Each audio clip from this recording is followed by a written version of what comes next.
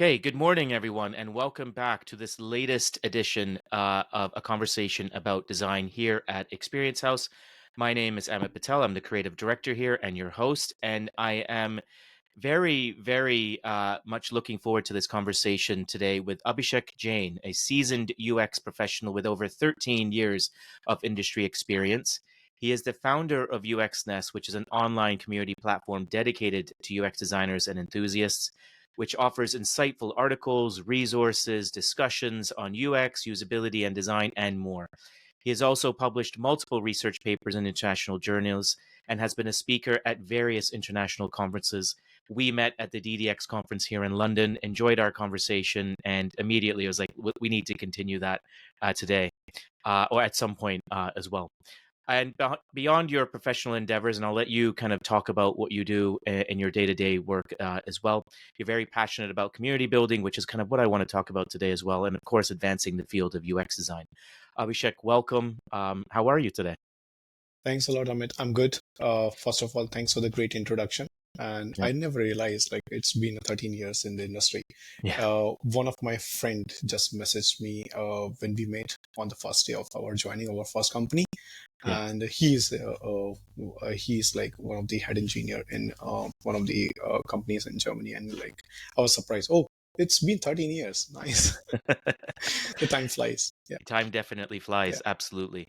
And as I mentioned, obviously you're working at Meta. So can you just tell us a little bit more about kind of what you do there as well? Yeah, Yeah. sure. So I'm a lead UX researcher over there. I Hmm. work in enterprise engineering department over there, and it's been a kind of a close to 3 years journey at Meta. Hmm. And Nice.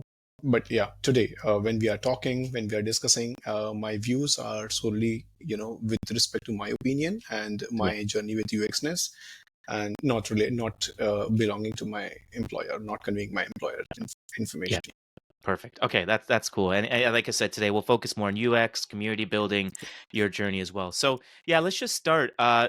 If you want to give us a little bit of an overview, like what kind of led you into design UX? Just tell us a little bit more about your kind of your background. I think this is really interesting. If you have seen the kind of industry, user experience industry, majority of people who are leading or who are working in this industry, they do not belong to the design school, Hmm. and I'm also one of them. Like I've done the engineering from electronics and communication. I've done masters in business management and all. And when I was doing my engineering, I never realized there's a term called design and user experience. I used to use the design as like, okay, something like artwork as a design. But when I got my first job, we had a great mentors over there who were able to introduce to this world, like introduce the world of UX, Mm. user experience, usability to us. And that was very, very fascinating because I have been a kind of a Java coder. I used to do Right. the advanced Java coding as well. So being the engineer, coming to the Java coding and suddenly shifting to the design industry, which is like at that time in 13 years before, it was like completely, it was at the time kind of picking it up at all. Right. So we had very few information resources available. But if I recall my college days and my education time, I always focused on creative side of a little bit. Like we used to do the movie making, we used to do Hmm. the songs making and those things, like Yeah. photography and designing. So that was some kind of a passion is always there. I Okay. didn't realize like this could have been a kind of potential in the future as well. Yeah. But for God's grace, we were able to connect the dots together, and Yeah. that's how I kickstarted in the field of user experience. It's like self-taught Yeah. UX designer initially, and then turned into the researcher. And now, Yeah. And here you are. Yeah. Absolutely. Yeah. And and that definitely resonates with me as well. I think I never thought at all that this would be something that I was going to be within, but I remember having a very keen interest in industrial design and architecture, and I thought about studying that at university. I ended up studying math, but yeah, it was along that way of studying that I then got interested in a little bit of coding and how the structure of kind of processes and outcomes of digital products as well. So along the way, obviously you're exposed to more and more of this through kind of your own channels and yeah. your teaching. Where did I'm fascinated by community building at the moment. So tell me a little bit more about where UX Nest came from, how it was born. Yeah, just tell us a little bit more about that. That's okay. I think that's a really nice question and the story as well. We used to live in Mumbai, in Hmm. India, and at the time I was bachelor, so we used to live like two, three people together in a Yeah. flat in Mumbai. And one of my friend who used to do blogging in the field of Android applications, Android development, Mm. and every night when I come back from the office and all, I see like what you're doing in the laptop. It's office is done. Like he was Yeah. like, no, I was just writing my blog. Okay, what is it? I never realized like something this could have been there. Then I saw his blog and he has written 50 plus posts and all. Mm. That gave me a kind of a little bit boost. Like, oh, I am also learning about user experience and finding the information about UX at like around a decade before. It was very difficult because you have very few places where the centralized information is there. Hmm. Very few online courses are available, and this industry was like this field was growing with the help of mentorship only. Yeah. Right. So I was thinking there is a gap, and whatever I am able to learn on a daily basis, let me write it down so that it can help me as well in the future, and Yeah. also it can help the others. So it just started as a passion project. I just started, okay, let me start my own blog, and I had written one of the articles, which was very very rubbish, I would say, Okay. but that was a very initial article, Yeah. and that's how the UXness got started. I never realized that this can take a kind of a rocket ship in future, and it was just a passion project. You're right. Later on, when I started publishing, I started sharing into Facebook groups and Twitter and other places, I started to see the response, and people are coming to my website, and then I can see the kind of the graphs is increasing, and over the period of time, I can see now more than 2 million article views are there with Wow. UXness. We have more than 350 articles published. More than 50 different courses are there. We have helped more than, I would say, 2,000 different design students in identifying the best suitable courses for them to Nice. kickstart their journey in UX. And most of them has also landed a great job as well later on, Amazing. completing those courses. Yeah, this is how we are trying to build the thing. And every Yeah. day, I would say more than 1,000 people are 1,000 UX designers, Yeah. UX enthusiasts, or students are coming to the platform to read about UX, and more than 30,000 monthly active. I would say the designers coming. I Wow. don't say the user; it's like monthly active user, Yeah. multi-active enthusiasts. Enthusiast. Yeah. Yeah. Yeah, Yeah, absolutely. And so, just to give me a bit of, or give us a little bit more. So, when did you? When was the first article? Like, when did this actually start? it's the first article was in 2015, Okay. Yeah. and it was like one article and then 3 months of gap, and one article and 2 months of gap, Yeah. like that. But I had never been a kind of a more consistent at that time. Okay. But later on, when I had my first baby, my wife has to take the break from her career, Mm. and she was full time, like focusing Yeah. on the baby. And at the time, she realized, okay, why don't I take over, and I Mm. can manage your blog, your website, and Mm. it can be a kind of a potential in the future. And then I would say she is the one who is working behind, Okay. made me a kind of a with this stick. You have to publish a lot of things, and Yeah. Yeah. Yeah. you have to consistent. And that's how Yeah. I would say it has started monetizing, and a lot of responses coming in Nice. that Yeah. completely changed the life. And now we have close to, I would say, 48 or close to 50,000 UX connects across the globe, more than from 150 Wow. countries in this community. Wow. And is there like a platform? Is there where people can join and interact with each other? Exactly not at this Yeah. time. It's Yeah. like not the community can interact with them, but Yeah. we are the people, like we are the node. We can connect with them in a Okay. different platforms like Got it. Facebook, newsletters, and Yeah. subscribers, and those ways. Okay. But Yeah. potentially, it can be a kind of a future thing. Potentially, yeah. I mean, you've got probably a great kind of a huge, an amazing foundation to go and build off of that community. Absolutely. And I think the reason I asked that is because this has been something that I've been thinking about quite a lot over the last couple of weeks. Is Mhm. with the tooling, with AI tooling platforms, everything that's coming to us. Obviously there's more and more conversations around what's going to happen with roles, what's going to happen with if you don't start to harness these things and how to use it in your workflow. I think that the essence of community is starting to emerge once again. And I think Yes. people, with COVID, people, were a bit more isolated working, using the tools to kind of get outputs in. Now things are changing, and the sense of belonging to something and being part of a collective is emerging once again. I'm seeing more and more about that. So it seems like this is almost like the perfect time for UX Nest to go to that next level. I completely agree. I Yeah. completely agree. And this shift with the help of AI, like the Mm. first shift started in the COVID, Yeah. when suddenly people started working Yeah. remotely, and they were like, oh, how do we work? We Correct. never had, like, we were having the preconceived notions of working in the team, working 9 to 5, and then suddenly that got shifted. Yeah. So that was a first boost in terms of we need the help, Mm. and the help is in the mind of the people. Yeah. And that's why the community is there. Like, you can Yeah. get the help, you can ask the questions, and you can Correct. have a community. That's the power of community. Like, you can get the ad hoc mentorship. Yeah. You never know which person has the great answer in that. Absolutely. Second shift came is the AI. Yeah. It's like booming currently, and Mm. it has changed the way, not even the designers, but across the world, how they used to work. Mm. And people are still adopting, people are still learning, people are Yeah. still emerging. Yeah. And now again, we need support from the community, Yeah. because a lot of things we have turned it out, like something is working for somebody, something is not working for others. Mm. But we need to have a platform or a medium to Yeah. communicate and share. And the case studies of the personal experiences, personal, how I am able to Yeah. navigate in the storm of AI, Yeah. towards in a positive way, or what has not worked for me. Yeah. A lot of people don't publish that information, and finding that information in the Google search, another thing, it becomes very difficult as well. Yes.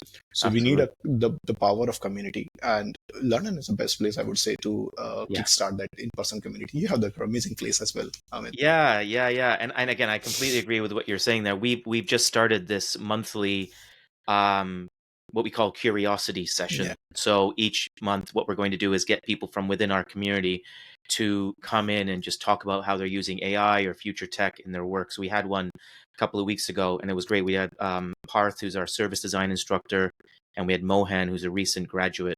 And they both showed how they're kind of using AI tooling in terms of like prototype and website creation. Yeah. And it was just amazing. And everyone just sitting there like, wow, it's, some people haven't started using it. Some people are using it, but they still get useful tips and tricks out of it as well. And what we're doing is recording those videos and putting it out on YouTube as well. And the best thing is you're just soaking all of this up, and no one knows. No one's an expert, Exactly. right? It's like So, the heuristics. yeah, Not the principle, but the word heuristic is like principles coming from the experience. yeah, So the best part of community and blog, like, there are two different places. mm, Blogging is like you share the information which yeah, you have. Community is, it's a two-way communication. People can yeah, ask, people can get the answers. And if you merge them together, that becomes a masterpiece.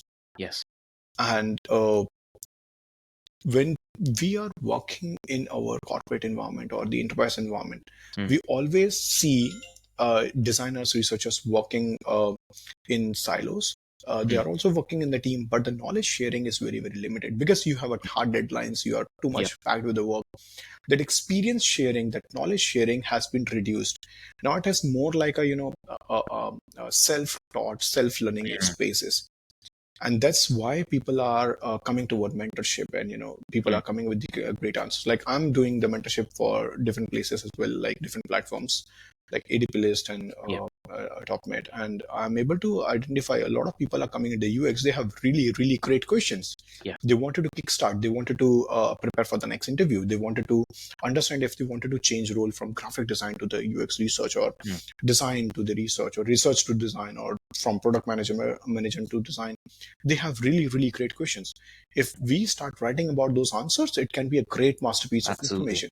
But the problem is, with the help of the AI, you can get the answers, Mm, but the essence of that, authenticity will submerge in that. correct. And the power of community is, we can get the answers from the real people, and we also get a breather space from the office environment to come and sit with the like-minded people Yes. together Yeah. and hear and even sometimes you don't ask, you just hear and you get the answers. Yeah, So that's a power absolutely. of community. You Yeah. open up, you showcase, and you also improve yourself.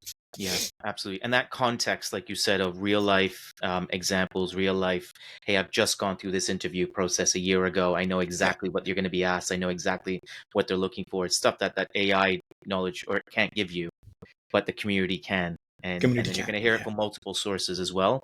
And then, of course, then it's up to you to kind of go away. Okay, let me decipher this and pull out what I need for my own journey as yeah, well. I want to ask a little bit of a side question. yeah, Going back to 2015, where do you think, and we can focus on UX design education yeah. in India, where do you think it is? Where do you think it was back then? Where do you think it stands now? What could be improved? Yeah, I just want to get your kind of general sense on kind of where it stands. Yeah, I think this is a great question, Amit. When specifically when we talk about India, Mm, what I have seen, it's completely my opinion. What I've seen, the university education is little bit lacking in the awareness of design field. So a lot of students who are completing their year 10 or plus 2 10 plus 2 or educations, they really don't know about the field of UX design, mhm, where they can pursue their career. Very few colleges and universities are offering the design education, especially the engineering colleges. Still, they need the awareness mm, towards the design. If we are able to provide the awareness about, okay, this is the field in future, what you're gonna work, mm, the students and the professionals can start shaping their education, their career towards that. mm, That is one of the gap, I would say. More and more colleges and awareness should be there in the field of user experience. Second, if you talk about that part, is the professionals. If you have seen the UX designers or UX design leaders, UX researchers, they are, as I mentioned in the earlier, they are not coming from the design schools or design colleges. They have not done the design degree. Majority of them have not. mm. That's why the best part of this field is it's a multidisciplinary Yep. field. I have encountered the people who have done PhD in photography and other places Yeah. like commerce, and Mm, somebody was the dentist earlier and mm, coming to the field of UX, and mm. they are successful. They are Yes. really really thriving. That's the best part in the field of UX, is like it's open to all. Correct. But the biggest barrier is people really don't understand or don't know the information about transition. How do Mm, they transition from that role to X role to UX role, Y role to UX role? What should be the path? Because the path is not same for everyone. correct. Yeah. Uh, the information currently available in the courses or the institutions who are providing the trainings, they follow the same approach for everyone. Yeah. But Yeah. the transition journey can be curated to specific roles and specific people. Yeah. Coming to the specific letter, that is the biggest gap. Uh, you know, Yeah. That is really, really interesting, actually. So we obviously we're not a university. We have part-time and yeah, full-time courses. We have also seen many, many different backgrounds. Like you said, we've had dentists, paramedics, we yeah, had florists, yeah, we have chefs, all different types of backgrounds who have been top, very, very good at what they do. But they're yeah, like, listen, I'm probably not going to be fulfilled. I want a more, more digital user experience design, yeah. and they thrive.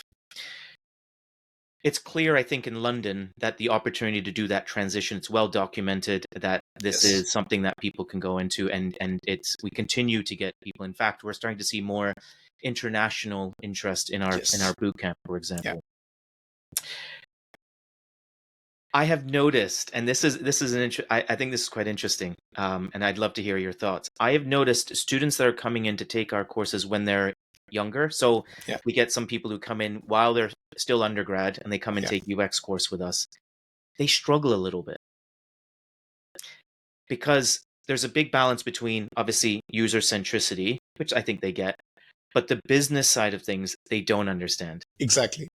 And so all of a sudden it just hits them because we give them real life briefs. It just hits them with this reality like, actually, I don't know how to approach this. I can design a flow, but it might not translate into anything that makes sense business wise because they just don't have that life Business or acumen, or business acumen. They've yeah, never gained it. But other people, like a dentist who may have either helped set up a practice Exactly. Yeah. or whatever, or a chef who's had to kind of figure out, as a freelancer, how do I get these roles? There's business acumen that comes with that, and that Yeah. makes that transition even easier for them. Yeah.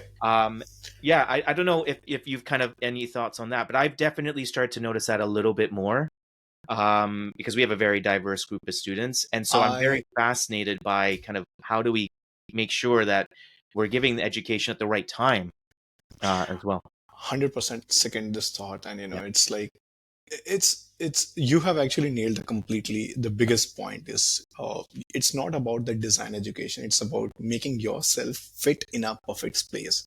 Yeah. So it's a Lego puzzle. The complete environment is a Lego puzzle. How do you fit in that to make the picture, that pixel perfect frame? That is the Mhm. most important part, and for that you don't need to have just a design acumen, but also you need to have your Yeah. business acumen, Yeah. understand about the industry, understand about the current trends. And one of the things which a lot of people miss is domain, Yes. industry domain. That's Yeah. also really, really interesting. Yeah. I'll give you one small example, like the education, the design education. When should we start? Like this is also Mhm. one of the biggest question. I'll come to the domain part after this, but Okay. this is one of the biggest question people like. When should we start introducing the design to the people? Yeah. Last year in Careers Day, I went to my daughter's school, and I presented a talk on UX design Mm. to the year 1, year 2, year 3 kids. Oh wow. Okay. Yeah. Yeah. Yeah. Yeah. It Yeah. was really, really fascinating for me. Like I was really skeptical. Like these kids are very small. I should Mm. very small in the age. Do they really understand what is the field Mm. of UX design? And Mm. do they really understand that? And once I completed a session, I got feedback from a lot of teachers. Kids wants to learn more. Mm. They're really, really enthusiastic. Uh, Surprisingly, to suppress the knowledge of UX design for the year 2, year 1 kids, Yeah. that was very, very difficult for me. Yeah. But they were able to understand. They were able Mm. to understand the phenomena which Norman has given in the Everyday Design of Mm. Everyday Things book. Is like which door has to be pushed, which door has to be pulled. What is design? If you are able to think about it in the Basic. mind, and Yeah. it's like Yeah. coming to the affordance, those basics they are able to Yes. understand. This is the correct age to introduce those basics, so Mm. that in their lifetime, even if they are not becoming the professional designers, everybody is a designer in their own. Yes. You solve the problems at home, you solve the problems in your environment, you make things work around. You Mm. can be the designer. You are the designer. Everybody in the world is a Mm. designer. If you are able to solve your problem, if you are Yep. able to solve your kid's problem, you are a designer. Yep. Yep. So we should start from very early Mm. in giving this information. At the same time, the business acumen and the Mhm. domain acumen, you need to really work, understand how the business is working, how the Mm. company is making money. If you design something, what is going to change in the environment, in the Yeah. consumer side experience, in the business side experience? And that's why we say tech, business, and user. That's a Mhm. perfect sweet spot is the UX design. Mhm. Yeah. A lot of people who come to the field of UX design from different backgrounds, they also lack and struggle in understanding domain. For Mm. example, if you are the florist in a Mm. lot of time in your life, when you come to enterprise application, if you're working for a medical and healthcare Mm. solutions, you really don't know about that domain. Yeah. And if you don't know about that domain, how can you design a solution Mhm. for their users to solve their problems? Yeah. And Yeah. this is one of the biggest problem in the enterprise, because enterprise environments are very, very complex, Mhm. very, very complex. And this is one of the piece of advice I always give to the people who wanted to start their journey in the UX, and even the professionals who are pretty much thriving, but if they are transitioning to a new domain. Before using your own design skills, Mm. start learning about the domain. You're right.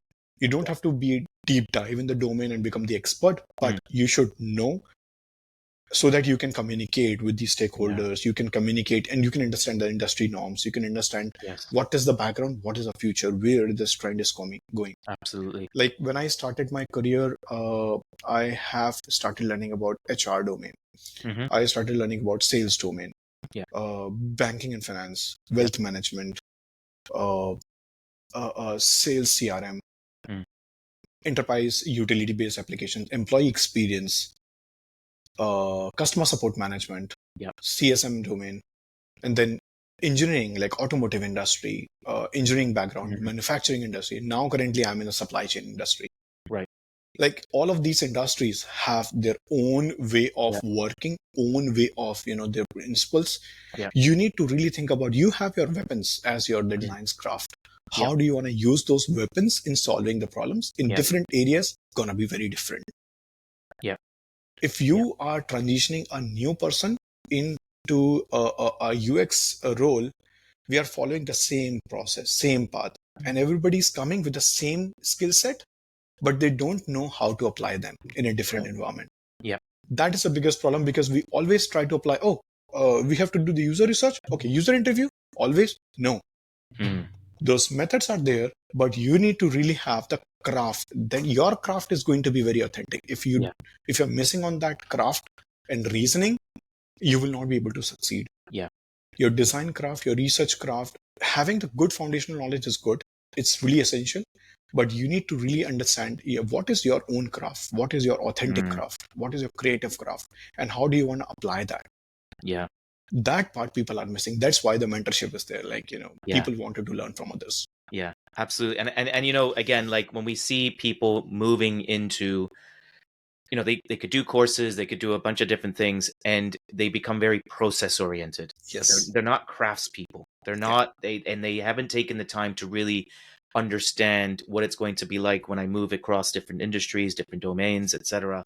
And I completely agree. We do a lot of corporate training.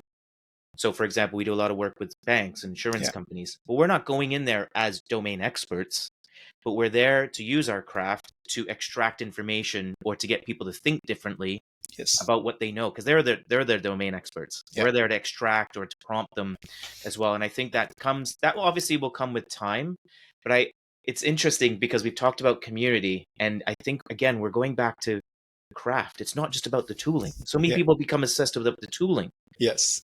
And I actually noticed, I think I'd say about 2018, 2019, I became for a few months a little bit obsessed with what was going on in the design education space in India, because there was a lot of like different academies popping up. Yes. Short-term courses, obviously a lot of financial gain, but creating very cookie cutter looking outputs. Everyone was Yeah. creating the same thing. There wasn't a craft. It was like, oh, I know the process. And then everyone's case studies would start with, here's the color scheme I'm going to use for this eventual UI thing. But like, hold on, that's not what this is all about at all. Exactly. There was a craft missing. And I think now we're coming back to where community and craft is just emerging as the most important skill set, because the tools are just going to change every week, Exactly. right? If you wanted to create a course, give it just one single prompt in ChatGPT. It can give you the complete overview. Yes. It can give you the complete outline. Even it can create a course for you. Yeah. God knows, right? Yeah. But how helpful, how useful that it can be for a person who wanted to start their journey in the UX, Yeah. or even the person who wanted to, increase their career ladder or become Yeah. a great designer. Yeah. I'm really not sure how effective that can be. Yeah. But if you have a great mentor, like I have few of my great mentors always till now, Hmm. and if I stuck somewhere, I approach them. Hmm. You need to have a good relationship building with them as well. Yeah. I approach them, I give the scenario, we come over a call, sometimes for hours, sometimes for 5 minutes, and we Yeah. just talk. And yeah, even if they don't have answers, we try to think about what are the different ways we can do it. Hmm. That thing, currently the AI is not able to give to you. Right. In future, maybe, but you need to have your own craft. Yeah. And most of the designers and researchers I am able to see who are in the early careers, they are skipping that craft process. Hmm. They are directly coming to the AI, putting this information and Yeah. getting their design done, getting the branding done, getting the Yeah. research plan preparation done. Wait, take a step back. Yeah. You can do it, definitely. This AI tools are here to help you in saving your time. I completely agree. I use a lot, Yeah. and I'm a really great admirer of AI. Yeah. But at the same time, it is to help you, not to substitute you. Correct. So you should have your own craft, your designer's ego, designer's passion. Yeah. There's something which is mine. That feel should be there, even in the design process. Yeah. Oh, this is my way of solving it. Yeah. not the AI way of solving it. Correct. And that is making very, very huge difference if you are able to create that differentiation Yeah. by introducing your own star creativity in that. Absolutely. There's an element of, and we're trying to get a little bit more. Obviously, we've got students studying with us, we've got the community, but as we're starting to get more kind of companies reaching out for just short workshops around AI, I always put an emphasis on craft and workflow. Yeah. You cannot start just throwing in tools. That's not going to do anything for you. Yeah. And you're not going to know the context of why you're using that tool unless you know what is the workflow, what am I trying to get out of this, who do I need to present work to, what are my deliverables along the way. Then we can start thinking about kind of where tooling can help eliminate the mundane work, but also kind of help you do some of that heavy lifting as well. But I think there's just what's going to be very important is people kind of realizing that these tools are there, like you said, to help, to collaborate with. But that comes back to craft and being comfortable with that craft rather than just jumping into a tool for the sake of jumping into a tool. Or everyone's using this tool, let me start using it. It doesn't make sense, right? Doesn't make sense. But also, I think there's an element of people are going to have to go back a little bit and understand, even with prompting, it's like you have to think like a business analyst. Yeah. And a lot of people don't have that. They haven't, like you said, they've transitioned over. A lot of people, very, very switched on people, but they have to step back and start thinking, okay, I need to start thinking a little bit differently here. I need to be starting to think more like a bit of an engineer or business analyst, thinking about flow, because then I'll know what outputs look good and how I can use them, especially if you're using things like Lovable for rapid prototyping, for example. Yeah. Right?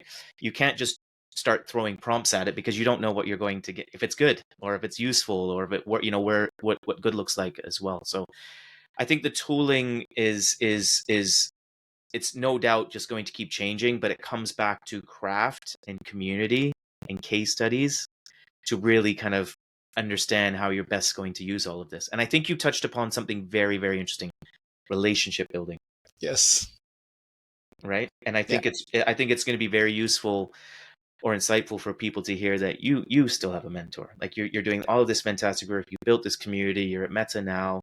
And I agree too. I have a couple of people that I check in with like once a quarter who just give me 2 hours of their time. And it's so useful for me. Right. And people, again, want to just rush into this domain of UX design, but they need to take a step back sometimes. Yeah. And, the biggest thing, definitely the relationship building, the collaboration piece is really important, not just with the mentors, but even if you are starting your career, your job, your project in the environment, always take your stakeholders, always take your team workers together of different roles. They can be product managers, they can be data scientists, they can be market analysts, they can be business analysts or engineers. Try to collaborate with them, try to take them together as a team, and then try to solve the problem. Don't solve the problem by your own. Yeah. Because if you take them together, you are working behind one single goal of solving that problem because you are unblocking them. They are stuck. That's why they need you. What you can bring to the table of your own to unblock them, that is going to create your value and credibility. Got it. Yeah. And designers and researchers, and the UX people, UX designer, UX field enthusiasts really need to worry about their credibility, why they are important, why they are different, why they are unique. And their craft is making that, that most important thing. I always say designers are not just to create a design of, they are not for the deliverables. They are actually the orchestrator of the complete, that rhythm or complete music. They are creating that. What is happening? Why it is happening? What business gonna achieve? What is the complexity? What is the ambiguity over here? Let me come, take a deep dive, understand everything, and then showcase. This is the way ahead. This is the way ahead you have to go, and take the people, lead the people over that way. That is what the design leader is for. This is a whole and another conversation. I think this is such a valuable piece, and I hope that a lot of our students, alumni, kind of listen to. I'm going to turn this bit into a short for sure, because value and credibility, right? again, just going back to tooling, everyone's going to have access to tools. There's no tool that nobody's going to have. Everyone's going to have the same set of tools. Yeah. Everyone's going to have their own kind of process and workflow. But if you are, as we kind of go into this place where everyone has access to the tools and becomes even more democratized access, how do I, as an individual designer, showcase my value and credibility to anybody I'm working with or within an organization? And I think that's something that some people are going to have to really quickly figure out, because all of a sudden, you know, we talk about risk of roles and disruption and all of that. That's what's going to stand out. Yeah, why you're known for, Yes. why you're known for, you know, that's most important thing. Think about as a Hollywood industry. Yeah. Oh, you are Mr. Perfectionist, Tom Hanks. Yeah. You are known for that thing. So you become your own. You really need to identify what is inside you. Yeah. What you are known for. What are your key strengths? In which scenarios you can go and solve that completely ambiguity and, you know, take the ship out of the storm. Yeah. What you can do over there. Yeah. And for that, you always have to start a project with the help of impact. If you are solving that thing, what it gonna change, what it can change in the future. Designers don't complete that loop. Most of the people don't complete that loop, even the experts and professionals and seniors. If you have done something, what that thing has changed in the life of the users or the people or the business, always try to track that. If you are able to track that, you will be able to have a great story to tell. Yeah. So you need to become a great storyteller. You have to become a good own marketer. Yeah. Like, you know, you have to market it. Absolutely. So, and that is gonna give not just the awareness to others, like who you are, but also to yourself, who you are actually, what you can do, what are your, you know, capabilities and your strengths, what you can do. If designers have a self-awareness, then most of the things coming in the world and going in the technology cannot replace or cannot change them, but they can be a more amplifier to their personality and their skill set. Absolutely. And that storytelling piece, instead of, you know, delivering that value, that again, that authenticity, that credibility, and like you said, that impact, and starting with that and saying, actually, I'm here to deliver this impact. I'm here to enable the users. I'm here to enable this business to go to this next level. I think that's what's going to, because again, we're starting to see, and this was something that I kind of noticed, again, just going back 6 or 7 years ago, and it happened here in the UK, it happened in India, is that it was just, everyone was just learning a process. Yes. But everyone looked the same. And now there's going to be a challenge for everyone to start to kind of figure out, how do I emerge as somebody that is a value driver, an enabler, somebody who can deliver impact for my clients or through my work. That is going to become very important. That is not an easy thing. And again, everyone's going to have access to the same tool. So how do you emerge as an individual as well? And again, just going back to your community, this is the type of stuff that you can be. Yeah, that's what I was trying to connect the dots. Like, with the help of, you can really try to focus on your own storytelling when you start listening the stories of others. And community is the best place. If you have a meetups, go over there in local meetups. If you have a virtual meetups coming to that, go over there, attend. Few months, just be a kind of audience, just be the listener. See how people are crafting the story, and you know, they are creating their own way. You can work on your own as well. And then again, go and participate in such meetups where you can present your own study. Get a feedback. Get a feedback. Make sharp your own personality, your portfolio, and work on that part. And that's the best thing. Attend the conferences. Attend at least one conference per year. Every designer should attend. If not internationally, locally. If possible, internationally. Go for it. One conference per year, you should definitely attend. If you are able to participate as a speaker, or if you are able to publish papers, that's the best thing, I would say. But you should target for that. When you go on such environment forums, you are able to see the great leaders in the industry, in the world, great designers, and their craft, their storytelling, what they have solved. And that motivates you a lot. Absolutely. You can really learn from them. Absolutely. Obviously we met at DDX in London, which we hosted. Again, I think just the ability to meet people. Otherwise, we would, probably would never have met. We just had a conversation. I then went to DDX in Dubai about a month ago. I spoke there, and I could not agree more.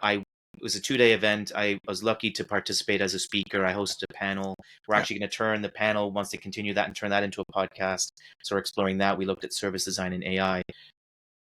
But the amount of people that I met, and I think when you go to other places, you were there, you were there for a purpose, to meet, Yeah. connect. I think I got about 300 LinkedIn connections. Wow.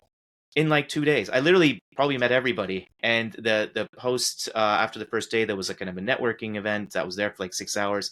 Just met so many people. I've got, emails to catch up and connect with people. It's just, you go there and you're free from London, and you're there just to network and to meet Yeah. people.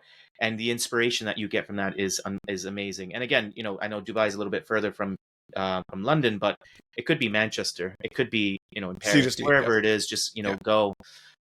So I couldn't agree more. And we are, just so you know, we are looking at bringing DDX back Yeah. later this year. So obviously, I'll reach out once that information is available.